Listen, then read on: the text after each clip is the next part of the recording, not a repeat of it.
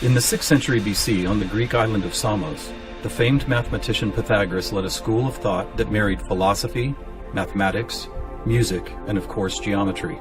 And while Pythagoras did not discover advanced geometry, he did apply it in new ways, especially to music.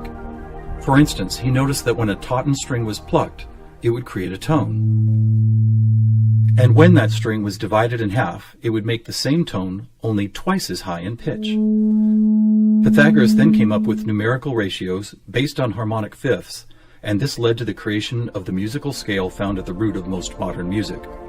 It is important to note that according to Pythagoras, all musical notes were found by using mathematics, and as such were given number values according to their placement in a kind of master grid. For instance, by using fifths beginning from note number 1, he was eventually guided to note 27.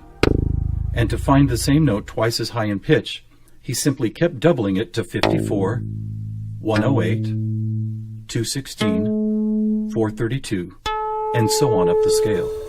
If you've ever heard of Pythagorean tuning, you know that the number 432 is quite important. To Pythagoras himself, it probably wouldn't have stood out more than any other in his numerical grid. But in our quest to find a universal language based on mathematics and frequency, this particular note represents a significant piece of coincidental evidence. You see, many ancient musical instruments, from Tibetan bowls to Native American flutes, happen to produce the same tone, a tone that vibrates at 432 cycles per second. That's compelling, but even more intriguing is the fact that Pythagoras was not calculating vibration cycles to find tone 432. It just happens to be the same number. What's more, for decades, most modern musical instruments were also tuned to this same fourth octave A, with a value of 432 cycles. How could this be? Who chose this particular note as the keystone for instrument tuning, and more importantly, why? Here is where a deeper mystery begins to emerge, and to explore it, we will need to go back to Pythagoras' other passion, geometry. It is not an exaggeration to say that to Pythagoras and his disciples, geometry and math held a key to the nature of all life everywhere, and maybe it does. Let's look at the first 4 geometric shapes, the circle, triangle, square, and pentagon. In each of them are angles of degrees that, when added together, always total a specific number relative to that particular shape. For instance, if we take a triangle, the sum total of all 3 interior angles is always 180. For both the square and circle, it is 360.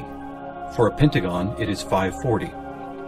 Now at this moment, let's step back and look at these numbers in a different way, as there seems to be something about them that reaches beyond a simple sum of angles.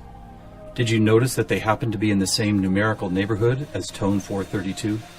What's more, they all add up to 9, just like 432. As an experiment, let's take a look at the numbers found in basic geometric shapes, then apply those numbers as vibration cycles to hear the tones they produce. First, let's listen to what the 180 total degrees contained in a triangle sound like.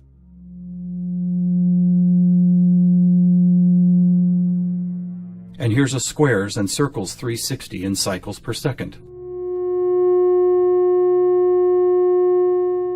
A perfect octave up from the triangle. What about the pentagon at 540? That sounds like a harmonic fifth of the other two. That's interesting. What are these tones? They are F sharp and its perfect harmonic fifth of C sharp. Let's keep going. What does a hexagon 720 sound like? Another F sharp. Here's a 7-sided septagon, which totals 900. This is an A sharp, which happens to be the note required to complete an F sharp major chord in perfect 3-part harmony.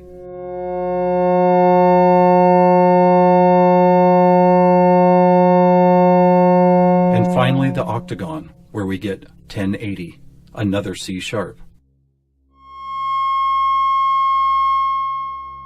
Suddenly, geometry is expressed by tones, and these tones just happen to create the most beautiful form of music, a perfect 3-part major chord in the key of F sharp.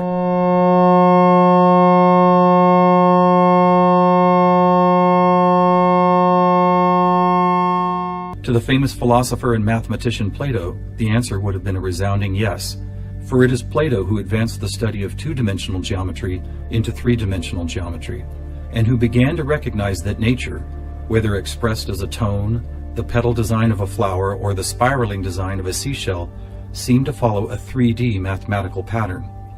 In fact, it became an obsession of Plato to try and find the simplest three-dimensional geometric shapes, and his quest ultimately revealed what we now call the Platonic solids. In essence, these forms represent the most elemental construction blocks found both in human-made and natural forms. So let's see if and how they fit into our geometry tone grid. First, there is the tetrahedron, or a three-sided pyramid comprised of 4 interlocking triangles. As we did before, let's add up all the angles found in those 4 triangles. The answer, 720. Which we have already seen is the tone F sharp.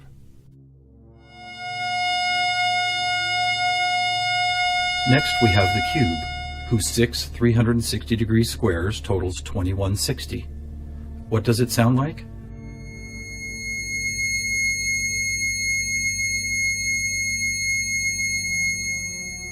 (2160) is a high C sharp, and as you will see later, a very interesting number for other reasons as well. Next up is the octahedron. Constructed of 8 triangles, this shape totals 1440, which is another perfect F sharp higher up the scale. The icosahedron is made up of 20 triangles, so the total number of degrees is 3600.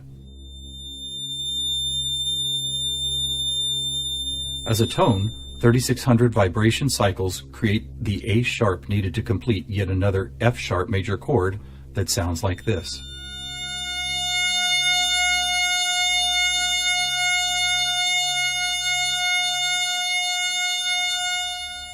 At this point, we have seen how 2- and 3-dimensional geometry can be expressed by the notes found in an F sharp major chord. Could this also be true with what is known as sacred geometry? To find out, we will first need to build a design called the germ of life, which, when repeated, goes on to reveal the seed of life, then flower of life pattern found at sacred sites all over the world. First, we start with a circle at 360 degrees, which is the familiar F sharp. We then add our second circle, bringing the total to 720, another F sharp. 3 circles totals 1080, which provides the harmonic fifth of C sharp. 4 circles is 1440, another F sharp. 5 circles totals 1800, or the A sharp needed to once again provide the harmonic third of an F sharp major chord. And finally the 6th circle, which brings the total to 2160, another C sharp. Amazing! It's as if we can now both see and hear the flower of life pattern that has intrigued humankind for thousands of years. So now we have 2-dimensional geometry, 3-dimensional geometry, and even sacred geometry being represented by different variations of an F sharp major chord. How is this not common knowledge? How have we missed this connection? There are actually 3 explanations. 1, for reasons ranging from the mundane to the conspiratorial, musical instruments are no longer tuned to an A vibrating at 432 cycles per second, but rather 440. 2, modern tuning calls for equal temperament, which no longer adheres to Pythagoras' whole number simplicity. And 3, the tuning method required to reveal geometric shapes is based on a mathematical grid rather than mathematical ratios. This grid, if it had a name, would probably be called something like factor 9, because the number 9 is found not only in the sum of every note on the grid, but also as the number required to move up or down the scale. For instance, if we started at note A at 216 cycles, all we would have to do is add or subtract the number 9 to reveal all the other tones in that octave. And it is here, on this incredible factor 9 grid, that we find not just some of our geometric numbers, but all of them. Conversely, modern A440 tuning reveals not one correlation to geometric numbers. Now let's go back for a moment and take a look at one of these numbers, 2160, the number expressed by both the cube and the germ of life pattern. You may have already noticed that without the 0, it is exactly half of our magic 432. That's worth noting,